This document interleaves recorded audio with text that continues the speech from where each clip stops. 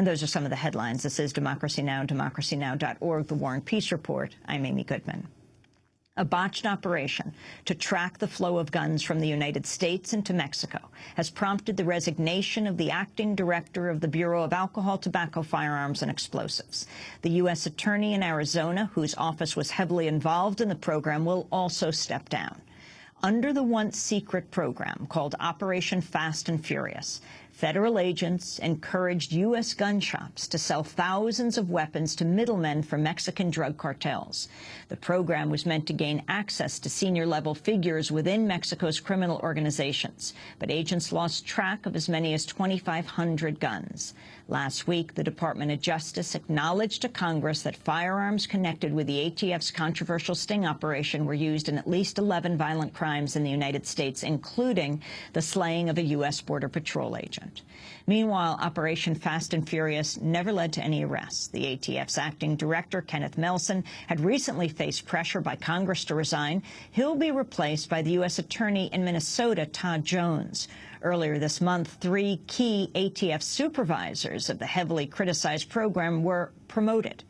For more, we're joined by one of the agents who helped blow the whistle on Operation Fast and Furious. Vincent Cefalu is a special agent at the BATF. We welcome you to Democracy Now! Tell us what it is that you exposed and the significance of the head of the Bureau of Alcohol, Tobacco and Firearms resigning. He's now being reassigned. It's clearly significant that we're getting some leadership. We've been screaming collectively across the country, the field, for new leadership for several years now. It's a shame it had to come to this before anybody would listen. So out of something tragic, maybe something good can come. It's long overdue for a change in leadership, obviously. Can you talk about your own role in exposing Operation Fast and Furious? I think as people listen to the description of what it did, of government agents encouraging thousands of guns to be sold by U.S. gun shops to Mexican middlemen to somehow get Mexican drug cartels, are rather shocked. It was an outrageous scheme, preposterous. I mean, I can't think of enough adjectives. But I do want to be clear, there was an equal number of agents dedicated and willing to put their careers and their personal well-being on the line to come forward. I was merely, in this particular scenario, the conduit, because I had become well known for having tried to expose and correct deficiencies and ethical lapses in ATF management over the last couple years that led to this. This is not the only failure of the Bureau under our current leadership and our executives. Virtually every one of our programs have failed over the last 3 to 4 years, and we need to get this agency back on track because it's one of the most important agencies to public safety and the security that we have. And so you first complained in what, like 6 years ago in 2005?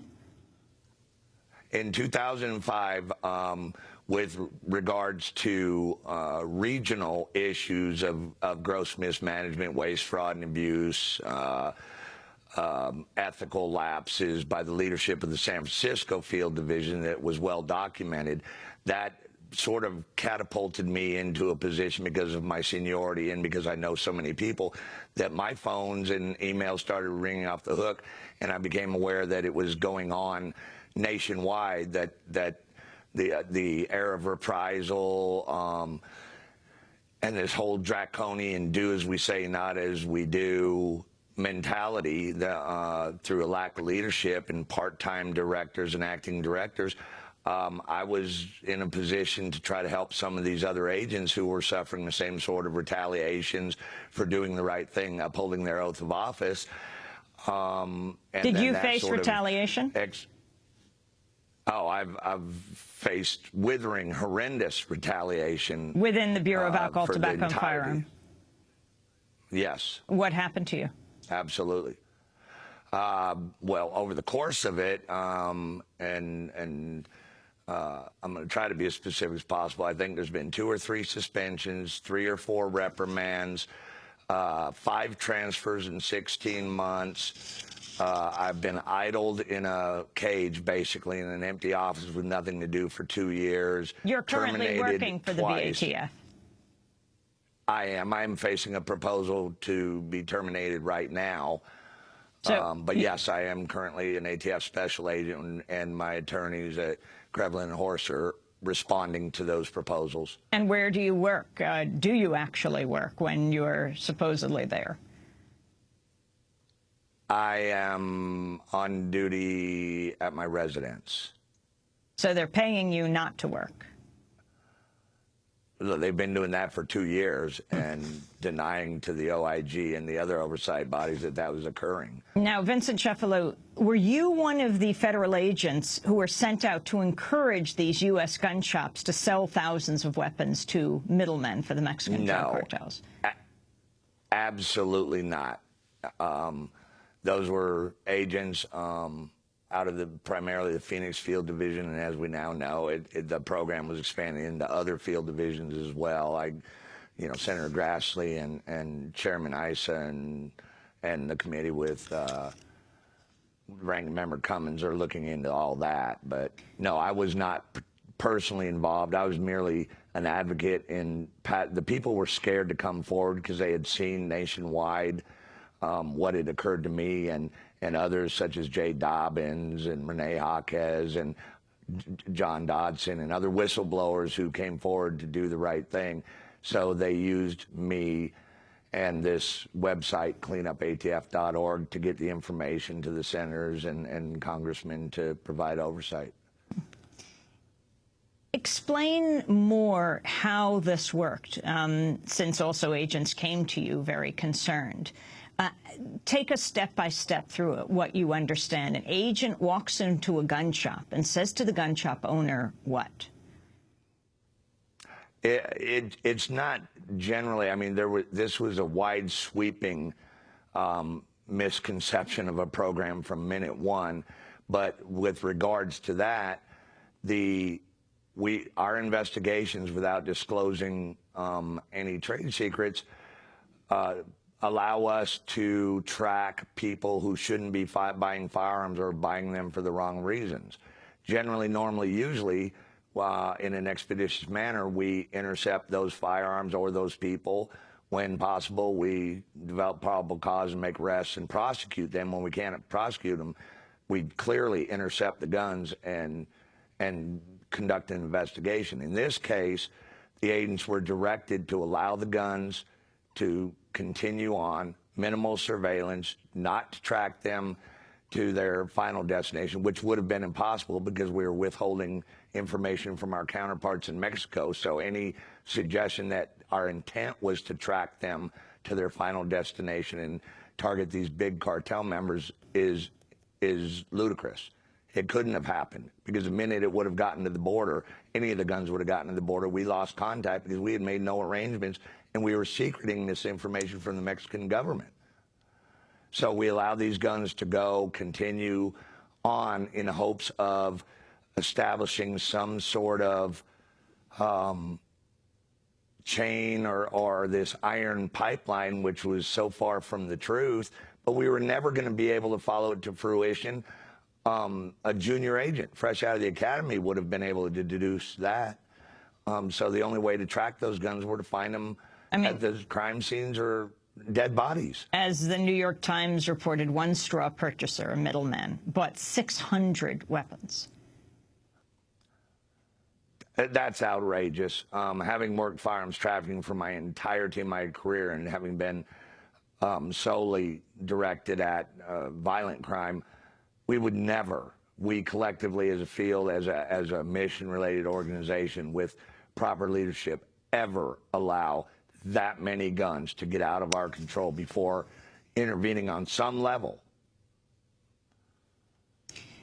We're talking to Vincent Cefalu. He's a special agent in the Bureau of Alcohol, Tobacco, Firearms and Explosives, has spoken out against ATF practices, including this controversial Fast and Furious program. So let's see, roughly summarized, you've been transferred 5 times in 16 months, reprimanded 3 times, suspended 2 times. You're working from home now. You're paid, how much are you paid a year to stay home and do nothing? Somewhere in the vicinity of $150,000. And yet you continue to speak out. You just talked about dead bodies. Let's talk about Brian Terry, the agent, Border Patrol agent, who was killed in Arizona in December. Talk about what happened to him, Vincent. We've had a mantra since my time with ATF, which is coming up on 25 years, but throughout our inception, we take firearms, getting in the hands of criminals, extremely seriously.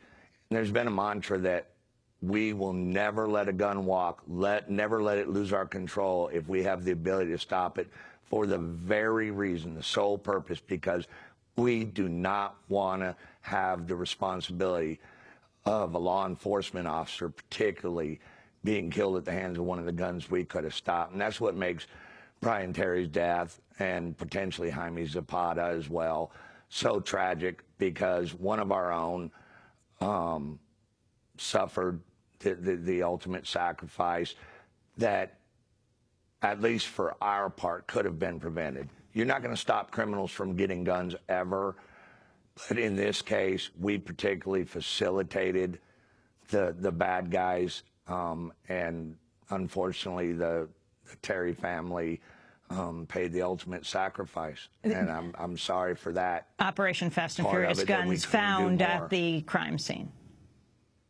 That's correct. And Cefalu, who was he?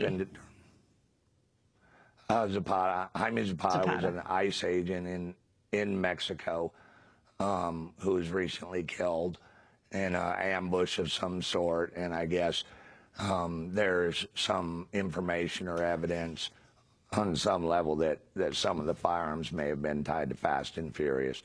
But whether they were or not, it illustrates the violence that we're supposed to be impacting, on both sides of the border. We gave a commitment to the Mexican people that we were going to do our part, and we did just the opposite.